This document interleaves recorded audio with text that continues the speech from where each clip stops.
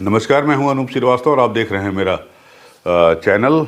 और आपके साथ हम अगले आधे घंटे तक बातचीत करेंगे। सुबह की बात, भोर की बात। उम्मीद करता हूं कि आप लोग मुझसे जुड़ चुके होंगे। जो लोग जुड़ चुके हैं उनको मेरा प्रणाम है और जो लोग मुझसे बाद में जुड़ेंगे उनको भी मेरा प्रणाम है। राहुल गांधी की यात्रा को किसी ने पहले पेज पे स्थान नहीं दिया है। एक नवभारत टाइम्स को छोड़ के जिसने लिखा है कि कांग्रेस की न्याय यात्रा 14 जनवरी से, ये इसने फ्रंट पेज के दूसरे फ्रंट पेज पे छापा है। कल ये कांग्रेस का अनाउंसमेंट हुआ कि राहुल गांधी 14 जनवरी से न्याय यात्रा करेंगे। मणिपुर से महाराष्ट्र तक 14 स्टेट्स में जाएंगे और तकरीबन 85 ज़िले इसमें होंगे। और जो है 20 मार्च को ये ख़त्म होगी, 14 जनवरी से शुरू होकर। तो ये खबर छपी है कि लोकसभा चुनाव से पहले कांग्रेस के चुनावी अभियान को धार देने की कोशिश इस यात्रा के जरिए होगी। 6200 किलोमीटर की यात्रा राहुल गांधी तय करेंगे और 56 दिनों की यात्रा होगी। ये 14 राज्यों के 85 जिलों को कवर करेंगे। मुंबई में समापन होगा 20 मार्च को और ये यात्रा जो है मणिपुर, नागालैंड, असम, मेघालय, बंगाल, बिहार, उड़ीसा, छत्तीसगढ़, यूपी, मध्य प्रदेश, राजस्थान, गुजरात और महाराष्ट्र से होकर गुजरेगी। और पिछली यात्रा में उन्होंने 5 महीने की यात्रा में 12 राज्यों को कवर किया था। इस बार 14 राज्यों को कवर करेंगे। और इस बार जो यात्रा है वो खासकर ज़्यादातर उन राज्यों से गुजरेगी जहां गठबंधन की बातचीत चल रही है। एक उड़ीसा मेरे ख्याल से छोड़ के, जहाँ पर बीजू पटनायक साहब वहाँ काबिज हैं और वो शायद गठबंधन के शामिल भी नहीं है गठबंधन में। तो ये है राहुल गांधी की यात्रा 20 मार्च को ख़त्म होगी और उसके बाद ही मुझे लगता है कि लोकसभा चुनाव के वो नोटिफिकेशन भी इलेक्शन कमीशन जारी कर देगा। मुझे लगता है मार्च के आखिरी हफ्ते में। और मार्च के आखिरी महीने में, महीने के आखिरी में हफ्ते में होली का त्यौहार भी है। तो होली इस बार की बड़ी इम्पोर्टेंट होने जा रही है।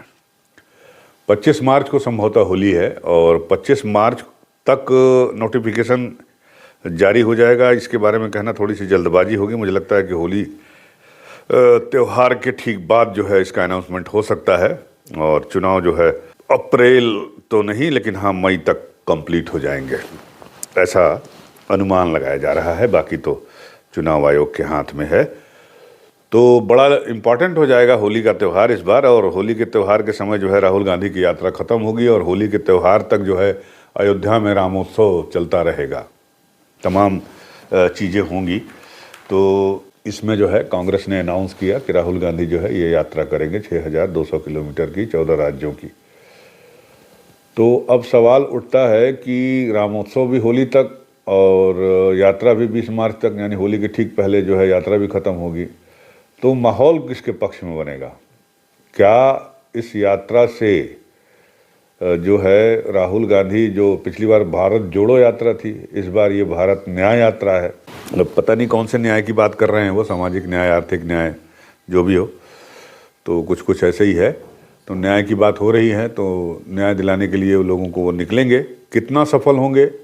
और चूँकि इस बार जो है वो यात्रा जो है उन जगहों से गुजरेगी जहां गठबंधन का माहौल थोड़ा मजबूत है, एक आध जगह छोड़ के। जैसे अब बंगाल में हैं ममता दीदी हैं, बिहार आएंगे तो तेजस्वी जी हैं, नीतीश कुमार हैं, झारखंड जाएंगे तो वहाँ हेमंत सोरेन हैं, महाराष्ट्र में वो हैं आपके उद्धव ठाकरे जी हैं, शिवसेना है। तो इस तरह से जो है ये यात्रा जो है गुजरेगी। अब दूसरा सवाल होगा कि मतलब इसमें माहौल कितना बना पाने में सफल होंगे। कवरेज तो नहीं मिलेगा इनको, आपको पता ही है। मीडिया जो है कवरेज मुश्किल ही है कि जो राष्ट्रीय मीडिया है वो इनको कवर देगी उतना। अब ये भी देखना और दिलचस्प होगा कि मीडिया कितना कवरेज देती है इस यात्रा को। दूसरी बात की जो यात्रा जो गुजरेगी बंगाल से, बिहार से, तो बंगाल और बिहार में किस तरह से इसका वेलकम करती हैं ममता दीदी और तेजस्वी यादव और नीतीश कुमार, ये देखने वाली बात है। माहौल तो यहीं से बनेगा।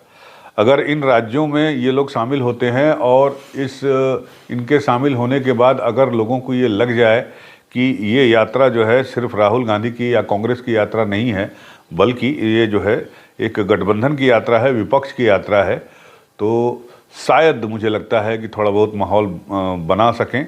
लेकिन अगर ये सिर्फ और सिर्फ राहुल गांधी की यात्रा रहती है और इसमें विपक्षी दल नहीं शामिल होते हैं, इंडिया गठबंधन नहीं शामिल होता है, या इंडिया गठबंधन इससे अपनी दूरी बनाता है, तो ये निश्चित रूप से एक दुखद संकेत होगा। मैं तो यही दुखद शब्द का इस्तेमाल करूंगा। और उसके बाद जो है तो फिर रामाय राम चलेंगे, न्याय तो नहीं मिलेगा। तो ये देखना होगा, ये देखना काफ़ी दिलचस्प होगा कि क्या स्ट्रेटजी अपनाता है विपक्ष इस यात्रा को लेकर, इस यात्रा को अपने में समाहित करता है, नहीं करता है। बता रहे हैं कि तकरीबन 100 सीटें हैं लोकसभा की जिन 85 ज़िलों में जहाँ से ये गुजरेंगे। तो 100 सीटों में कांग्रेस के पास मुश्किल से 4 या 5 सीटें हैं मेरे ख्याल से, या 6 सीट होगी मैक्सिमम।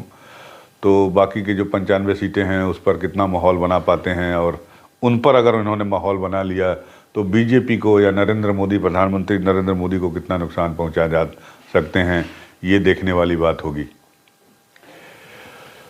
दूसरी सबसे बड़ी बात कि यात्रा जो है वो मणिपुर से शुरू की जा रही है। मणिपुर एक ऐसा स्टेट जो 2023 में सबसे चर्चा में भारतीय स्टेट रहा है। अभी तो 1 महीने से शांत है, मतलब बातचीत नहीं हो रही है मणिपुर के बारे में। लेकिन इस साल जो 2 सबसे गर्म मुद्दे रहे, एक जिला और दूसरा एक स्टेट। ज़िले में गोंडा था जहां से बृजभूषण शरण सिंह सांसद हैं। ये ज़िला जितना चर्चा में रहा इस साल 2023 में, उतना कोई हिंदुस्तान का कोई भी ज़िला चर्चे में नहीं रहा। और ये राज्य मणिपुर जितना चर्चा में रहा, उतना हिंदुस्तान का कोई राज्य चर्चा में नहीं रहा। तो गोंडा तो नहीं गए राहुल गांधी, लेकिन मणिपुर जा रहे हैं। और मणिपुर पहले भी गए थे जब ये चर्चा में हुआ था। तो मणिपुर से यात्रा शुरू कर रहे हैं। तो मणिपुर से अगर यात्रा शुरू करते हैं तो मणिपुर से यात्रा की शुरुआत करने से नॉर्थ ईस्ट जो स्टेट्स हैं, नॉर्थ ईस्ट में निश्चित रूप से बीजेपी अभी उतने अपने मजबूती से पांव नहीं जमा पाई है जितना कि कांग्रेस का रहा है वहाँ पे दबदबा। तो नॉर्थ ईस्ट में कितना प्रभावित होते हैं मतदाता, और नॉर्थ ईस्ट के मतदाताओं को कितना प्रभावित कर पाते हैं राहुल गांधी, ये भी देखने वाली बात है। और दूसरा स्टेट है आसाम।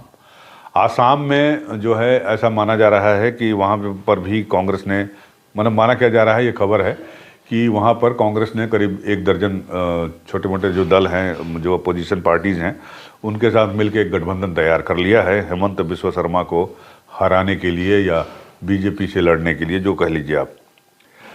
तो मणिपुर से यात्रा शुरू होगी, आसाम में गुजरेगी। आसाम में कितना असर डालते हैं हेमंत बिस्वा शर्मा, जो कि कभी एक कांग्रेसी हुआ करते थे, तो उनकी यात्रा से कितना फ़र्क पड़ेगा आसाम पे, और उस आसाम का असर जो है पूरे आसाम, यानी हम लोग जो पहले जब हम लोग छोटे थे तो बिहार में रहते थे या उत्तर प्रदेश में रहते थे तो नॉर्थ ईस्ट का मतलब नहीं जानते थे।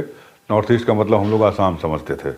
एक हमारे समय में ट्रेन भी चलती थी आसाम मेल, उसी से हम कभी कभी पटना या आरा आते जाते थे। तो हमें सिर्फ ये पता था कि आसाम, नॉर्थ ईस्ट का मतलब आसाम।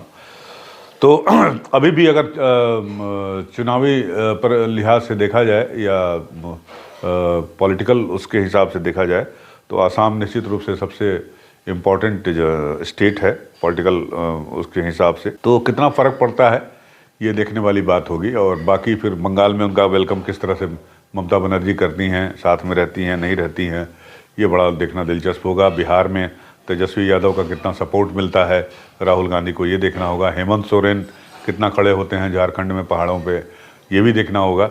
तो कुल मिलाकर माहौल बनाना, इस रामोत्सव का जो माहौल बनेगा होली तक या रहेगा, उसके आगे न्याय यात्रा का माहौल बनाना निश्चित रूप से राहुल गांधी के लिए एक बहुत बड़ी चुनौती होगी, उस स्थिति में जब उन्हें नेशनल मीडिया का भी साथ नहीं मिलेगा।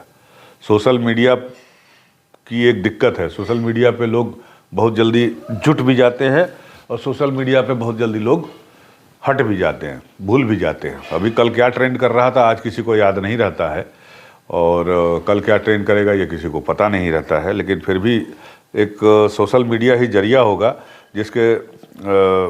जिसकी मदद से राहुल गांधी की यात्रा के बारे में थोड़ा बहुत हालचाल मिलता रहेगा, क्योंकि नेशनल मीडिया से तो कवरेज मुझे नहीं लगता कि उनको मिलेगा, या मतलब मिलने की संभावना है, जो भी हो। तो अब या तो माहौल राम जी का रहेगा या तो माहौल न्याय राहुल जी का रहेगा। तो अब राम जी का माहौल रहता है कि राहुल जी का माहौल रहता है, ये तो देखने वाली बात होगी। लेकिन आज की तारीख में जो माहौल चल रहा है, जो सब कुछ दिख रहा है, उसमें तो यही लग रहा है कि राम राम है। 22 जनवरी का इंतज़ार सबको है। 22 जनवरी तक तो राम के अलावा और किसी को कुछ दिखाई ही नहीं देगा। वो चाहे भगवान आ जाए नीचे ऊपर से, वहाँ अमेरिका से, चाहे लंदन से, और चाहे कोई भी आ जाए, 22 तक तो असंभव। आप कुछ भी कर लीजिए, कुछ भी बोल लीजिए, अखबार में भले छप जाए कोने में, लेकिन नेशनल मीडिया में कुछ नहीं होगा। अगर मेरी बात पे यकीन नहीं हो तो अभी टीवी खोल के देख लीजिए, जितने बड़े चैनल हैं सब पे अभी सुबह से चलना शुरू हो गया होगा। तो बहुत बड़ा चैलेंज है राहुल गांधी को। हमारी शुभकामनाएं हैं यूपी न्यूज़ 9 के दर्शकों की तरफ से, यूपी न्यूज़ चैनल की तरफ से, मेरी तरफ से, कि मुसीबत में तब कर ही आदमी निखरता है। और आपने पिछली बार अपने को प्रूव किया था, और निश्चित रूप से भारत जोड़ो यात्रा से आपकी जो है छवि में बदलाव हुआ। अब चुनावी कितना फ़ायदा हुआ कितना नहीं हुआ ये तो मुझे नहीं पता है, लेकिन एक लोग कहने को कहते हैं कि भाई कर्नाटक में जीत गए, तेलंगाना में जीत गए। राहुल गांधी के सबसे बड़ा मुझे जो लगता है कि जो चेंजिंग हुई वो ये कि परसेप्शन जो राहुल गांधी के बारे में थी, जो बीजेपी ने बनाने की कोशिश की उनको, उस परसेप्शन को तोड़ा राहुल गांधी ने। लोगों को लगा कि नहीं, एक सिंसियर आदमी हो सकते हैं या है राहुल गांधी।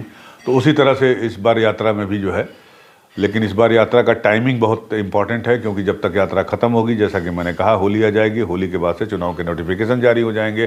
तो इस यात्रा से माहौल, विपक्ष का माहौल, इंडिया गठबंधन का माहौल तैयार होता है, या कांग्रेस का माहौल तैयार होता है, या मिला जुला होता है, मिल के काम करते हैं, और अपने पक्ष में कितना माहौल तैयार कर पाते हैं, जनता को अपनी बात, जनता तक अपनी बातें कितनी सुविधा से पहुंचा सकते हैं, कितनी असरदार तरीके से रख सकते हैं, जनता इनकी बातों को कितना सुनती है, समझती है, और क्या असर होगा जब वो चुनाव होंगे।